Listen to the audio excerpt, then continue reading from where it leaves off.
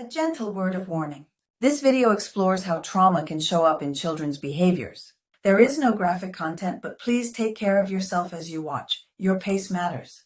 If at any time you feel overwhelmed, pause, take a break, and return only when you feel grounded again. Care for yourself first. This is shared to support understanding and healing, and is not a replacement for personalized therapeutic.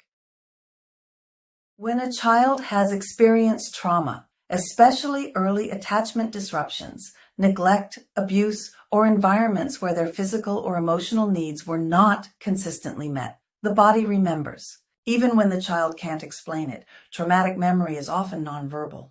It doesn't show up in sentences or stories. It shows up in the nervous system, through sleep, appetite, emotional regulation, and sometimes through elimination behaviors, like urinating in closets, on carpets, or in places that seem confusing or random to adults. These behaviors can feel overwhelming for caregivers. It's natural to feel frustrated, confused, or even discouraged. But this is not defiance, disrespect, or a child acting out. This is the body speaking in the only language it learned when safety was uncertain. When we understand that the behavior is communication, not misbehavior, we can respond with connection, consistency, and compassion instead of shame. And that is where healing begins. When we talk about elimination behaviors, we mean urinating or defecating in places outside the toilet. Caregivers commonly report things like urinating in closets or on carpets, peeing in the bed, withholding urine or stool, smearing feces, flooding the bathroom, or urinating on personal items. These behaviors can happen at many ages, and they are often misunderstood. They are not about defiance or being difficult. They are most commonly seen in children who have experienced early trauma, multiple placements, neglect, unsafe caregiving environments, sexual abuse or exploitation, or disruptions in attachment and emotional safety. These behaviors are the body communicating something, not misbehavior. And when we understand the why, we can respond with compassion instead of shame. 1. Why does this happen? To understand these behaviors, we look at the nervous system, attachment, and how traumatic memory is stored in the body. When a child has lived through trauma, neglect, or unpredictable caregiving, they often lose their sense of safety and control over their own body and environment. One of the few things a child can control completely is elimination. When they pee, where they pee, and whether they hold it in or let it out. So these behaviors can become a way to reclaim a sense of agency when everything else feels overwhelming, uncertain, or out of their hands. This is not conscious or intentional misbehavior. It is the nervous system trying to restore balance, create safety, and communicate distress in the only language the child's body remembers. When we see the behavior as communication rather than defiance, we can respond with understanding instead of shame, and that is where healing begins. 2. The body stores memory. Research from Bessel van der Kolk, Bruce Perry, and the ACE study shows that traumatic memory is often nonverbal. It doesn't show up as stories or explanations, it shows up through the body. We often see it through sensory overwhelm, muscle tension, sleep or appetite changes, and shifts in digestion and elimination. This happens because the brainstem, the part of the brain responsible for survival, also helps regulate elimination. So when a child's nervous system is stuck in fight, flight, freeze, or fawn, their elimination patterns may change, not by choice, but by instinct. Their body is speaking the memory long before they have words for it. Signaling safety or distress. For some children, urinating or defecating in hidden spaces is a way to create a private sense of safety. It can help them soften overwhelming shame or fear, communicate emotional overload, or avoid bathrooms that are associated with past trauma. For others, urine marking can act as a message in relationships. It can mean, "This is my space. Please don't leave me. I need you to notice that I'm scared." These behaviors are not conscious manipulation.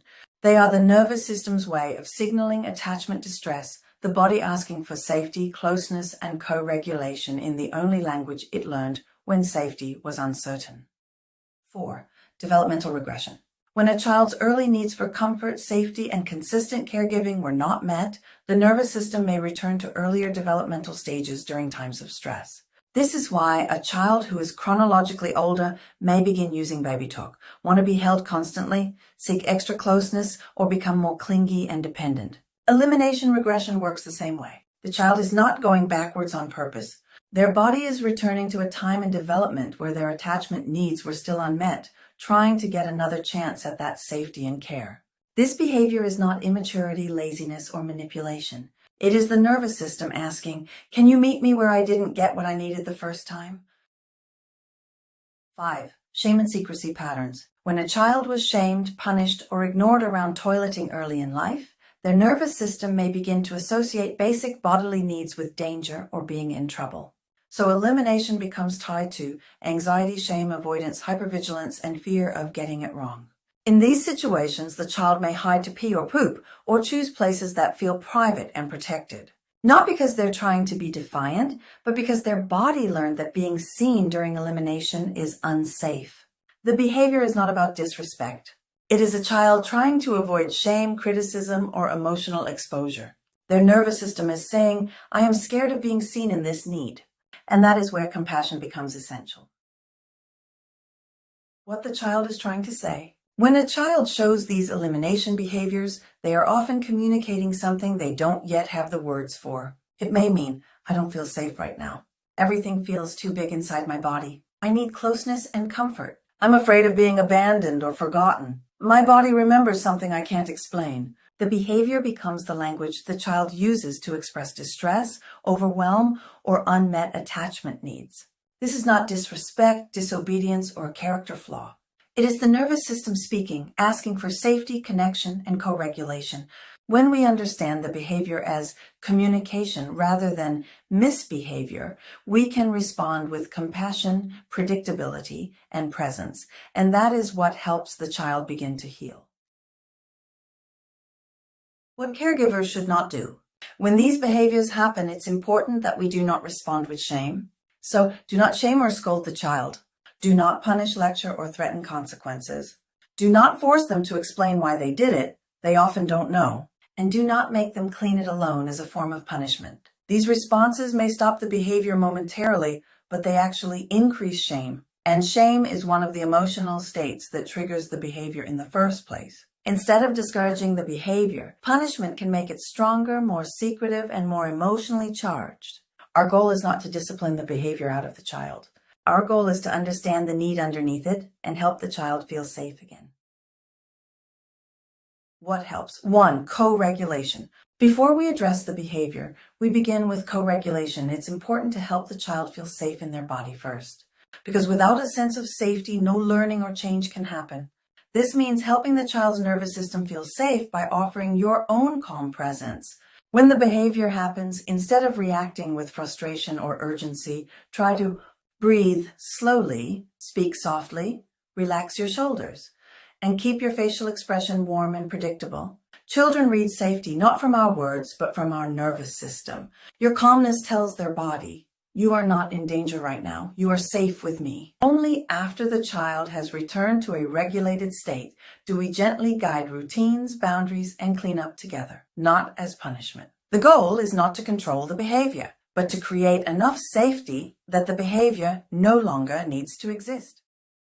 5. Shame and secrecy patterns. When a child was shamed, punished, or ignored around toileting early in life, their nervous system may begin to associate basic bodily needs with danger or being in trouble.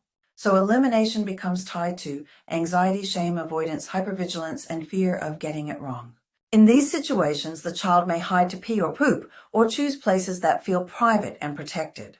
Not because they're trying to be defiant, but because their body learned that being seen during elimination is unsafe. The behavior is not about disrespect. It is a child trying to avoid shame, criticism, or emotional exposure. Their nervous system is saying, "I am scared of being seen in this need." And that is where compassion becomes essential. 2. Create predictable bathroom routines. Predictability reduces anxiety, especially for children whose nervous systems are used to scanning for danger. Creating gentle, consistent bathroom routines can help the child feel safe inside their body again.